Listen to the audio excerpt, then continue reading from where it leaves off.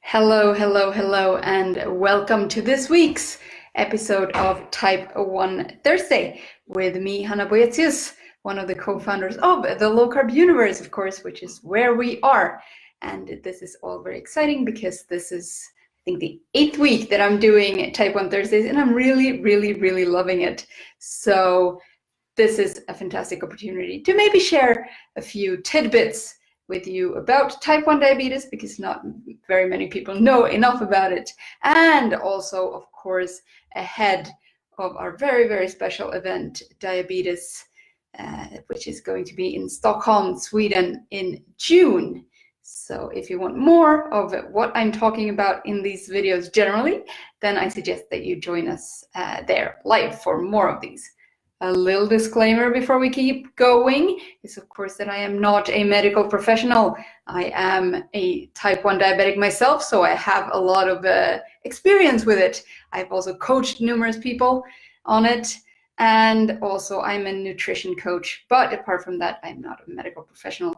But this stuff works in comparison to maybe what they will tell you at a hospital or in a clinic. So today's topic is, of course, as I've posted everywhere, about net carbs on a low carb diet. Net carbs versus total carbs. Which one should I count? Which one should I follow? And which one, most importantly for type 1 diabetics, which one should I bolus for? Which one should I take insulin for? And this is very interesting because, as with everything else, I think you know the answer. But first, let's go with sort of trying to define what are total carbs and what are net carbs. And if at any point you have a question during this live stream, please put it in a comment and I will try to get to that before I quit this live stream. Anyway, total carbs. What are total carbs? That's all the carbs that are in a specific food. So that is the sugar, the carbs, what other carbs, that is the fiber, that is the sugar or alcohol, all of the things that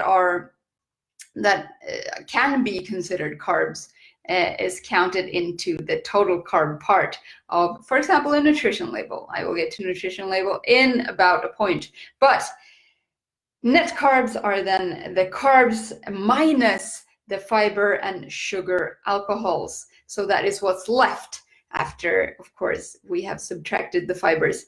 And this is, of course, in my opinion, net carbs is sort of can be a marketing trick, because it's very easy to subtract all the fibers and the sugar alcohols so that you get a low net carb number value that you can post on your packaging, and you can be very excited that this is what we give our customers. It's a very low carb option, whereas actually it can contain a lot of sugar alcohols and a lot of weird sweetener things that will impact your blood sugar, but they won't count into the official carb count. So that's where I'm a little bit wary when it comes to net carbs. Also, of course, on a nutrition label, how you will see if it counts net carbs or total carbs is that if the fiber is listed separately and the sugar alcohol and the sugar are listed separately from the carbs, then you will have to do a little bit of math and add them up so that you get the total carb. But if it says total carbs of which fiber, bam, of which sugar alcohols, bam, then you know that in where it says total carbs, that is the total carbs, and they've calculated it for you. So there is also a rule of thumb that may or may not apply to you as a type 1 diabetic. That is, of course, you can count the total carbs when it comes to products with a lot of ingredients. So that is all the pre-packaged foods, all the, anything that has more than one ingredient. And the net carb count can really go for all the one ingredient things. Like I heard Dr. Ken Berry say that a broccoli is not going to cheat you on the amount of carbs that it has in it. So for example, like that, it could be a good rule of thumb to use, but it may or may not apply to you as a type 1 diabetic because, of course, I will get to that in a little bit. So why shouldn't you count total carbs? Are there any arguments for not counting total carbs? So basically, a lot of the fiber that is in food is, of course, insoluble or indigestible. And this part of the fiber may not affect your blood sugar at all. And the body doesn't take that part of the carbs, doesn't take up that part of the carbs.